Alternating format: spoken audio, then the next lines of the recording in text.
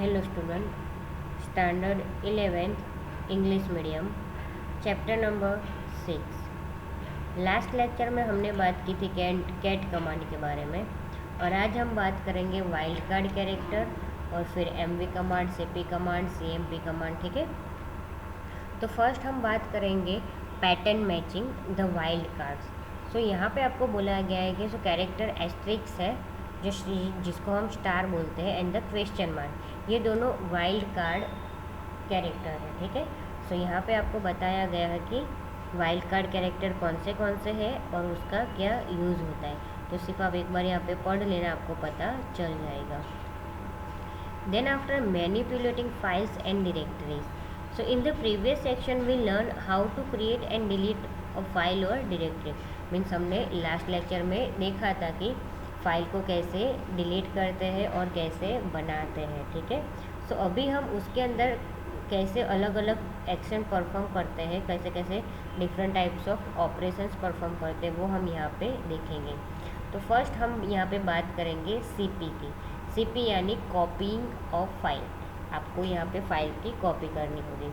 So very often we need to create a replica of the data that we have generated. The cp command copies a file or group of files specified as an argument to it. It creates an exact replica of a file on the disk at the location specified by the user.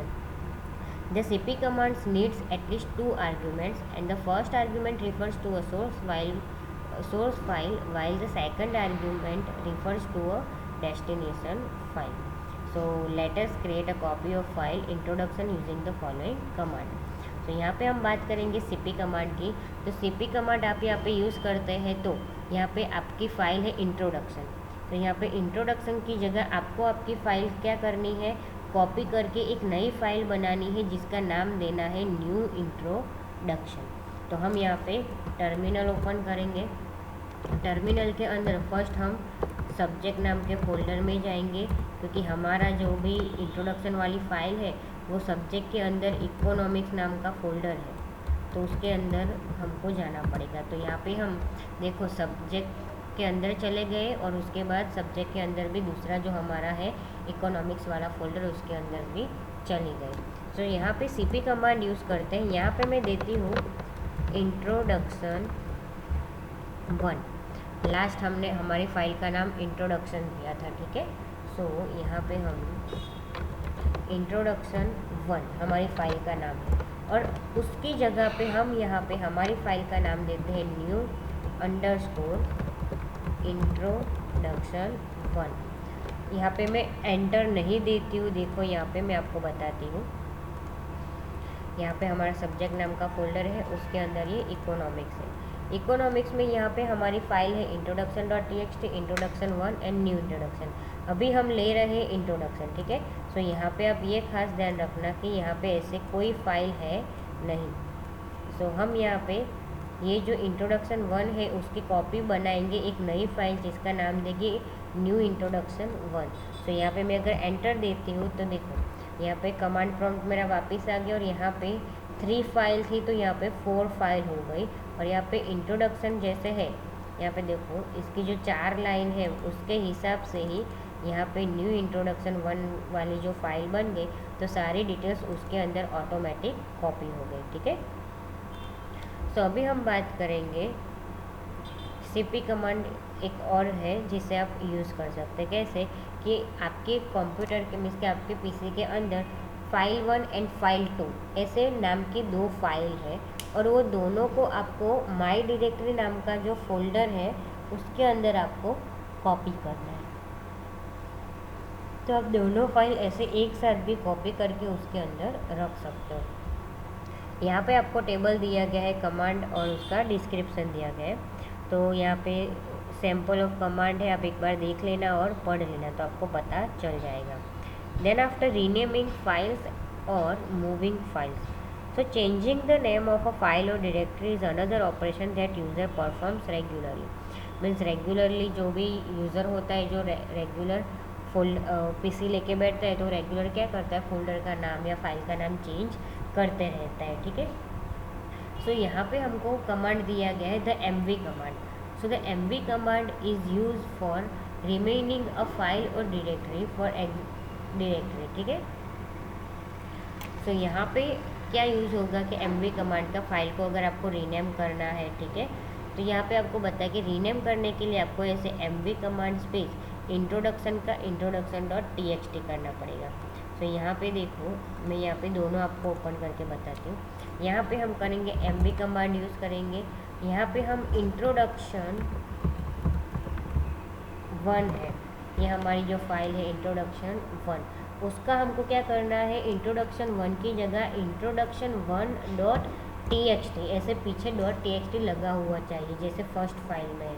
तो वैसे हमको नाम change करने के लिए ऐसे लिखना पड़ेगा, इंट्रोडक्शन mv कमांड यूज़ करेंगे, फिर introduction1, फिर उसका नाम हम दे देंगे introduction1.txt और एंटर दें। देखो यहाँ पे नाम चेंज हो गया introduction1.txt, ठीक है। तो ऐसे आप आपकी जो फाइल है उसका नाम चेंज कर सकते हैं। देन आफ्टर यहाँ पे mv कमांड का एक और भी यूज़ है कि आपको फाइल 1 और फाइल 2 दोनों mv डायरेक्टरी में मूव करनी है, तो भी आप ये दोनों ये mv कमांड का यूज़ करके फाइल 1 और फाइल 2 ये दोनों फाइल आप आपकी डायरेक्टरी में मूव कर सकते हो। ये एक और ऑप्शन आपको यहाँ पे एग्जांपल दिया गया है कि आपका जो फोल्डर है, फोल्डर का नाम भी आप यहाँ पे चेंज कर सकते हो। वो हमने क्या किया था, फाइल का नाम चेंज किया था जो इंट्रोडक्शन वाला था, यहाँ पे फोल्डर का नाम बोला गया है। तो यहाँ पे हम पहले इकोनॉमिक्स वाले फोल्डर में से बाहर जाएंगे क्योंकि उसके अंदर मैथ्स नाम की कोई भी बुक नहीं है। तो यहाँ पे हम बात करेंगे, देखो यहाँ पे सब्जेक्ट के अंदर हमारा फोल्डर है मैथमेटिक्स। तो यहाँ पे मैं लिख देती हूँ मैथ, ठीक है। तो हमारा फोल्डर का नाम क्या है, मैथ है। तो अभी हम बात करेंगे यहाँ पे mv कमांड का यूज़ करके हमारा जो फोल्डर है मैथ, उसका नाम हमको रखना है, यहाँ पे मैं कैपिटल ले लिया, ध्यान रखना, मैथमेटिक्स। तो मैथ की जगह पे उसका नाम चेंज हो गया, क्या होना चाहिए, मैथमेटिक्स, ध्यान रखना खास। देखो नाम चेंज हो गया, मैथ की जगह मैथमेटिक्स। तो mv कमांड का यूज़ करके आप जो भी आपकी डायरेक्टरी उसका नाम भी चेंज कर सकते हो। देन आफ्टर पेजिंग आउटपुट, तो उसके लिए आपको यूज़ करना रहेगा more command. So the more command is use to view one page of content on the screen at a time, and for instance if the file introduction.txt contains text that cannot be fit in the single screen, then reading its content would become difficult। Means अगर हमारी introduction.txt की जो file है उसके अंदर अभी तो थोड़े से ही डेटा है, लेकिन उसके अंदर अगर कई सारे डेटा है, यानी 500 या 1000 या 2000 समथिंग लाइन्स है, तो वो सारी लाइन्स या सारी जो भी है वो हम लोग एक पेज में नहीं देख पाएंगे। तो उसको अलग अलग पेज में देखने के लिए हम मोर कमांड का यूज़ कर सकते हैं, ठीक है। So whenever we use more command, so more command use करके उसकी आपकी जो फाइल का नाम है वो फाइल का नाम लिखना रहेगा, और फाइल का नाम लिखने के बाद आप पेज बाय पेज 1 बाय 1 आप पेज देख सकते हो और उसको पढ़ सकते हो। अगर आपको प्रीवियस पेज पे जाना हो तो आप कीबोर्ड के अंदर से B कैरेक्टर प्रेस कर सकते हो, एंड अगर आपको फर्स्ट पेज पे जाना हो तो आप F कैरेक्टर प्रेस कर सकते हो। Then after compare two files, compare two files means दो फाइल को यहाँ पे कंपेयर करना है, तो उसके लिए आपको यहाँ पे दिया गया है cmp कमांड। तो cmp कमांड क्या करेगा कि आपकी जो दो फाइल आप यहाँ पे नाम लिखते हैं, यहाँ पे हमको दिया गया है इंट्रोडक्शन एंड introduction.txt। तो यहाँ पे दो फाइल है, दो फाइल में कहाँ पे क्या डिफरेंट है वो यहाँ पे आपको बताएगा। मीन्स यहाँ पे आपको बताएगा अगर आपने cmp कमांड का यूज़ किया है और आपका जो फाइल है, फाइल का नाम इंट्रोडक्शन एंड फिर जो दूसरी फाइल है introduction.txt, दोनों फाइल में कंपैरिजन होगा, और कंपैरिजन होने के बाद जहाँ पे भी कहीं पे भी दोनों फाइल डिफरेंट होगी या कहीं से कुछ चेंज होगा तो आपको वहाँ पे मैसेज मिलेगा कि आपकी फ़ाइल चेंज है। अगर नहीं होगा दोनों में डिफरेंस तो वैसे का वैसा ही आपका जो आउटपुट है वो आ जाएगा, मीन्स जो आपका कमांड प्रॉम्प्ट है वो आ जाएगा। उसके बाद है डिफ कमांड, DIFF। तो डिफ कमांड का use same as compare file की तरह ही है, दोनों सेम ही है। लेकिन diff कमांड क्या करता है कि अगर जब आप diff कमांड का यूज़ करते हो और दो फाइल जो है वो दोनों फाइल को जब आप कंपेयर करते हो तो दोनों फाइल के अंदर वो आपको बताएगा कि आपकी फ़ाइल दोनों फाइल में से कौन सी फाइल कहाँ से डिफरेंट हो रही है, या कौन सी लाइन में डिफरेंट हो रही है, आपने कुछ लिखा है या कुछ नहीं लिखा है, ऐसा।